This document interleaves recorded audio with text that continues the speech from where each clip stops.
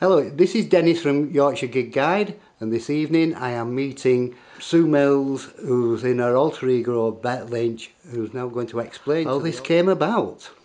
Well, hello audience, this is Bet Lynchess, speaking from her own home, but about Queerinspace Bet Lynch stage at Limetree Festival, which actually the only reason I'm dressed as Bet Lynch is because the tent we first hired was called the Bet Lynch tent, which was so perfect for the idea we had about Queerinspace because it was just very camp.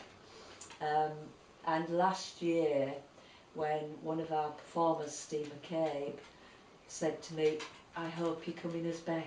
So he planted the seed, and here I am, Dennis. Bet Lynch. Bet Lynch. So would you like to explain what Queerinspace is about?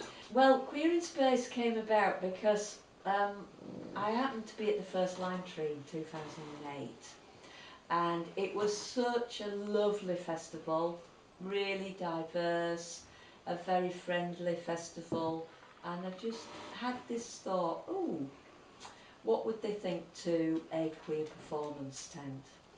And put that to Sean and Karen at the end of the festival, and they just completely went with the idea, so much so that they organised the Bet Lynch tent for us.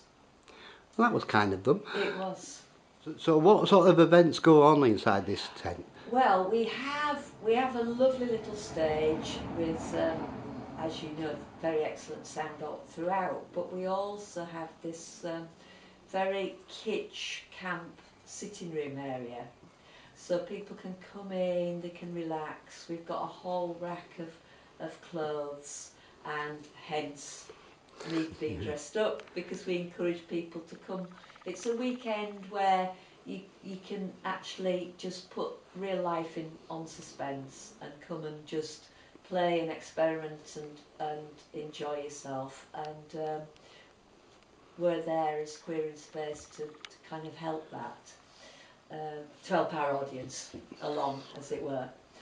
And the whole idea of Queerinspace, well, queer, Dennis, now I don't know how much you know about the whole kind of queer, as opposed to lesbian and gay community. Queer is a bit more, it's got more sort of diversity to it. It kind of encompasses anything that's out of the mainstream, if you like, and allows for people to explore their identities. So we wanted to have not just a stage for music, but also to offer something a bit broader, and to bring in, for instance, we have queer crafting, what we call queer crafting workshop, and it's kind of knitting and what have you, along with a tea party, and it's brought in not just adults but children too, who've really kind of enjoyed the atmosphere and the opportunity to dress up.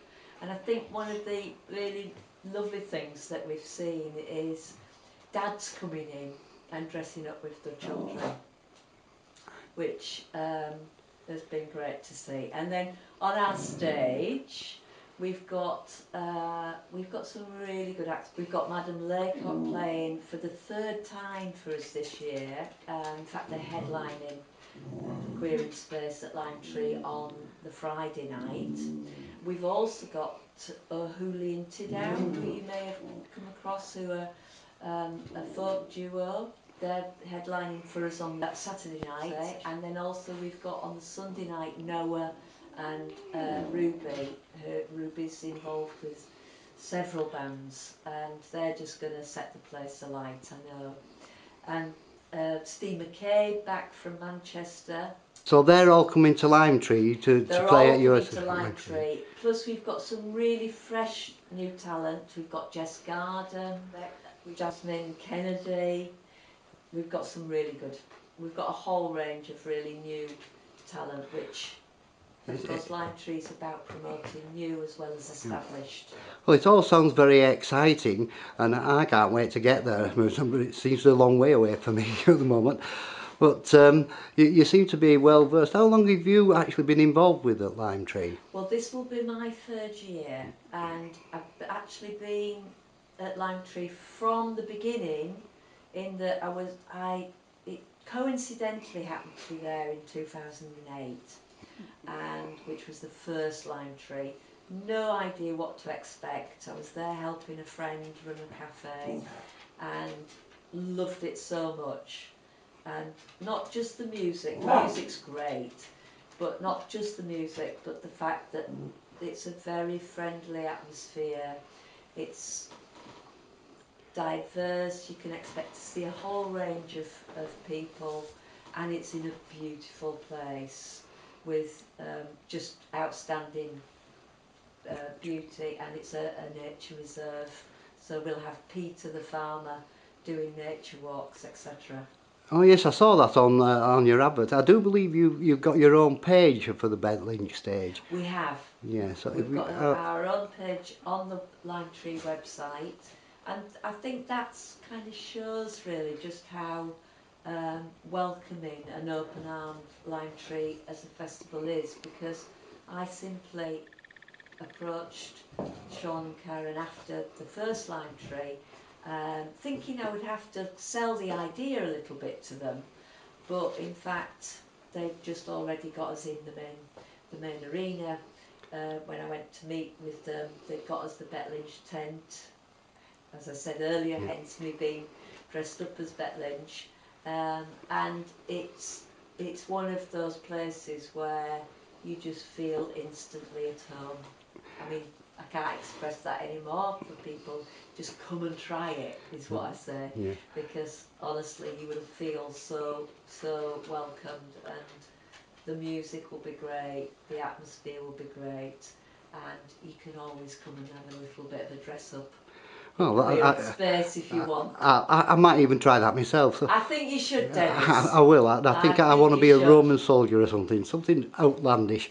Yes. So, we'll get you a costume for sure. Well, I assure you, Yorkshire Gig Guide will be there to do something, and I'm sure the people who's taking pictures will get that. But on the other hand, can I say thank you very much for this interview, and on behalf of Yorkshire Gig Guide, we'll see you there then. Thank you. See you there, Chuck.